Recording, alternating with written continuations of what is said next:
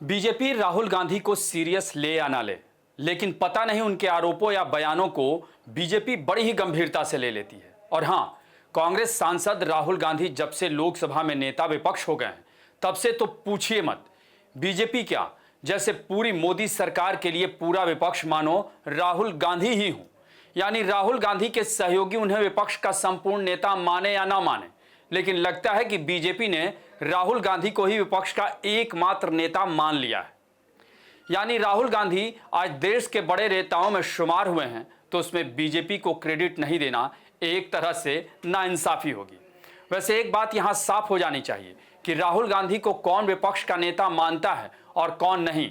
अब यह सवाल एक तरह से बेमानी है, क्योंकि अब तो वो औपचारिक तौर पर लोकसभा में नेता विपक्षी हैं और ये एक संवैधानिक पद है। ऐसे में अब राहुल गांधी की जिम्मेदारियां, अधिकार और कर्तव्य भी पहले से अलग हैं और ज्यादा भी हैं।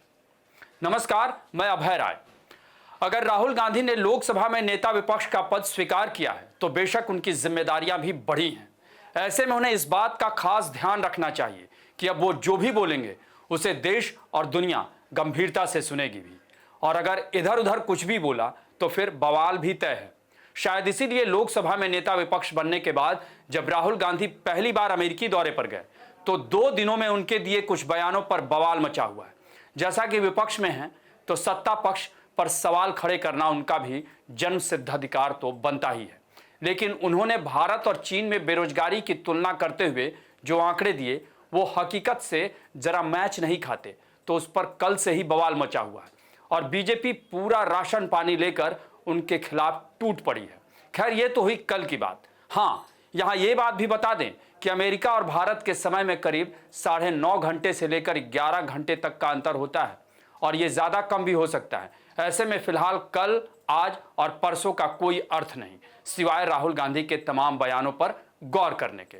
तो जैसा कि कल चीन का मुद्दा रहा और आज राहुल गांधी ने आरक्षण से लेकर दलित आदिवासी चुनाव आयोग और आरएसएस को लेकर ऐसे ऐसे बयान दिए जिस पर तमाम तरह की प्रतिक्रियाएं भी आ रही हैं और बवाल भी मचा हुआ है।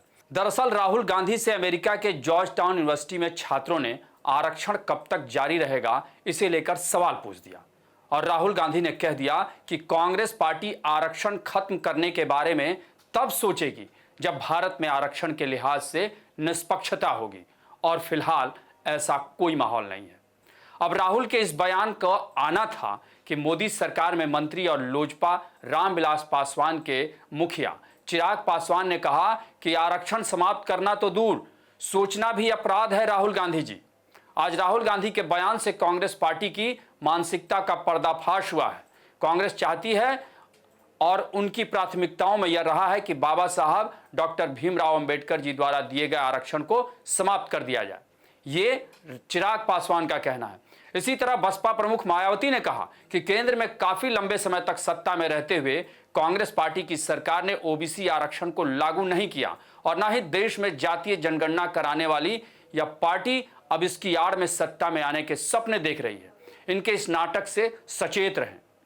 यानी राहुल गांधी ने अमेरिका से जिस आरक्षण का राग छेड़ा उस पर एक तरह से आग लगी हुई है। और तो और इसी दौरान राहुल ने एक आंकड़ा भी दिया है जिसे सुनना भी बहुत जरूरी है, क्योंकि आज के डिजिटल दौर में क्या यह संभव है कि आदिवासियों को 100 रुपए में सिर्फ 10 पैसे मिलते हैं, दलितों को 100 रुपए में से सिर्फ 5 रुपए मिलते हैं और ओबीसी को भी लगभग इतनी ही रकम मिलती है।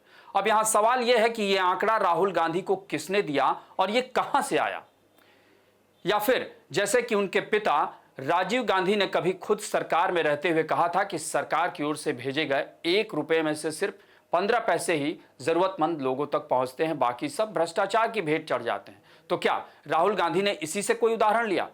हालांकि इसमें कोई दो राय नहीं कि दलित, आदिवासी या ओबीसी समाज के लिए अभी बहुत कुछ होना बाकी है और अशिक्षा की वजह से उनके साथ सालों से अन्याय होता जा रहा है और वो उसे समझ भी नहीं पाते हैं, इसलिए उनके लिए शिक्षा बहुत जरूरी है। इसके अलावा राहुल गांधी ने चुनाव आयोग से लेकर आरएसएस पर भी सवाल उठाए। राहुल गांधी ने चुनाव आयोग को लेकर कहा कि वो नियंत्रित है। इसी तरह उन्होंने आरएसएस के बारे में भी कई तरह के सवाल उठाए।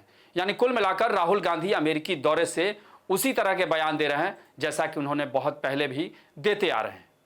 तो कुल मिलाकर राहुल गांधी के इस बयान पर फिलहाल देश में बवाल मचा हुआ है और बीजेपी लगातार उन पर निशाना साध रही है।